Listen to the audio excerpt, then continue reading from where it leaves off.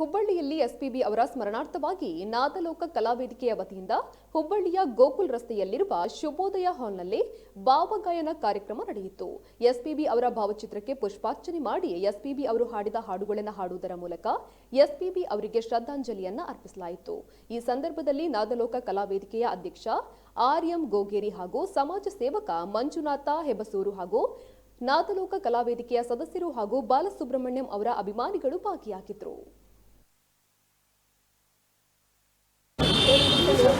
ಅರ್ಪಣೆ ಮಾಡಿ ಹೂ ಅರ್ಪಣೆ ಮಾಡಿ